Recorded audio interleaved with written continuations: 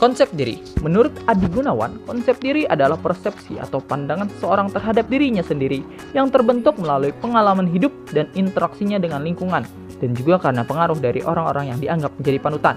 Sejalan dengan pendapat Indra Darmawan bahwa konsep diri atau self-concept merupakan persepsi diri sendiri tentang aspek fisik, sosial, dan psikologis yang diperoleh individu melalui pengalaman dan interaksinya dengan orang lain. Konsep ini terbentuk dari pengalaman dan interaksi kita dengan orang-orang terdekat, misalnya ayah, ibu, kakak, adik, saudara, paman, atau teman dekat. Seandainya mereka menilai kita positif, maka kita pun akan mengembangkan konsep diri positif pula. Konsep diri negatif, misalnya kita menganggap diri kita tidak baik, maka kita pun akan cenderung melakukan hal-hal yang tidak baik.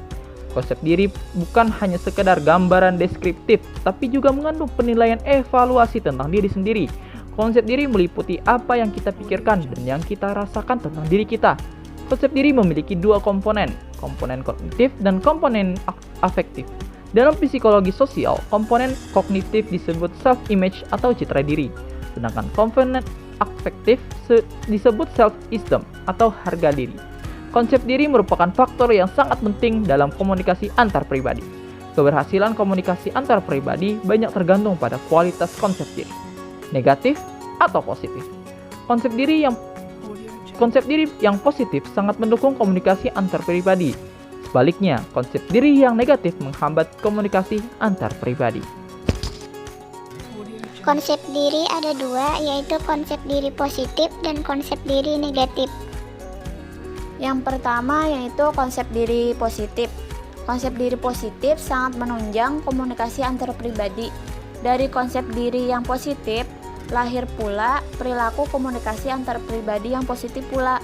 Orang yang memiliki konsep diri positif memiliki ciri, yaitu memiliki keyakinan akan kemampuan mengatasi berbagai masalah, bahkan ketika dia mengalami kegagalan sekalipun. Merasa sama dan setara dengan orang lain. Yang kedua, yaitu konsep diri negatif. Konsep diri negatif dapat menghambat komunikasi antar pribadi.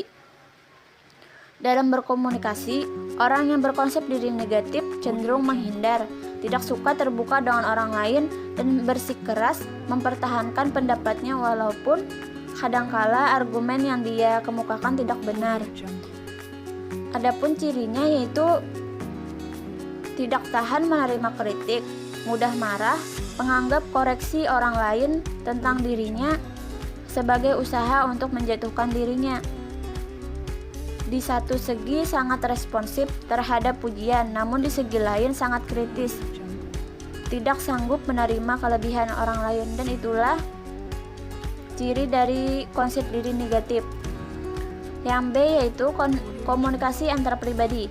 Komunikasi merupakan proses pengiriman dan penerimaan informasi atau pesan antara dua orang atau lebih dengan cara yang lebih efektif, sehingga pesan yang dapat dimengerti. Dalam menyampaikan atau penerimaan informasi, ada dua pihak yang terlibat, yaitu komunikator, individu atau kelompok yang menyampaikan informasi atau pesan, dan komunikan, individu atau kelompok yang menerima pesan. Sejalan dengan pendapat Tommy Suprapto bahwa proses komunikasi dapat diartikan sebagai transfer informasi atau pesan dari pengirim pesan sebagai komunikator dan kepada penerima sebagai komunikan. Sebagian besar kegiatan komunikasi yang dilakukan adalah komunikasi antar pribadi. Komunikasi antar pribadi mempunyai berbagai manfaat.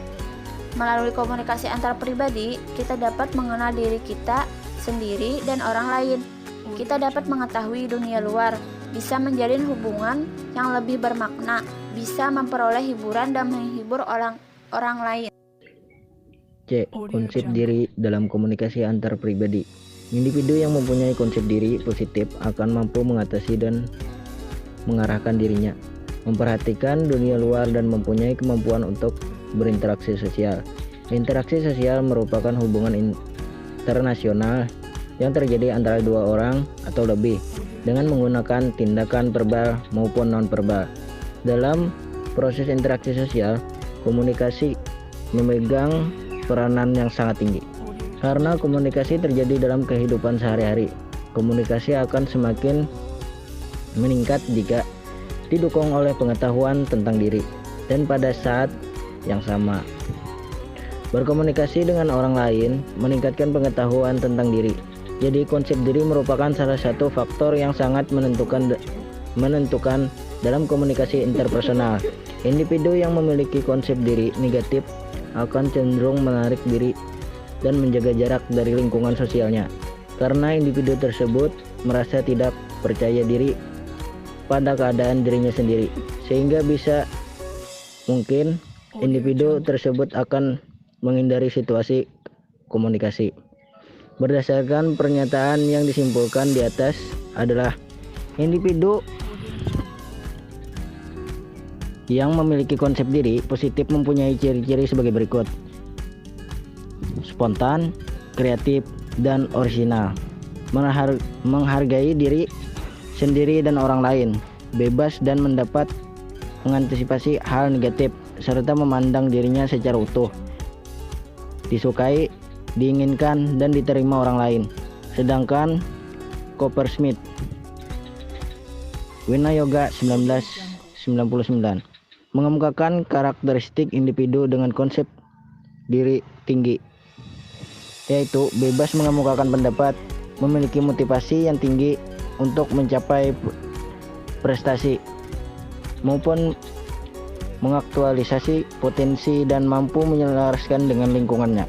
Sedangkan individu yang memiliki konsep diri yang rendah yaitu mempunyai perasaan tidak aman, kurang penerimaan diri, dan biasanya mempunyai harga diri yang rendah. Dari ciri-ciri individu dan konsep diri positif dan individu dengan konsep diri negatif, seperti yang telah disebutkan tadi, maka konsep diri sangatlah berpengaruh terhadap terbentuknya kualitas komunikasi yang tinggi atau rendah. Individu yang mempunyai konsep diri positif akan mampu mengatasi dan mengarahkan dirinya,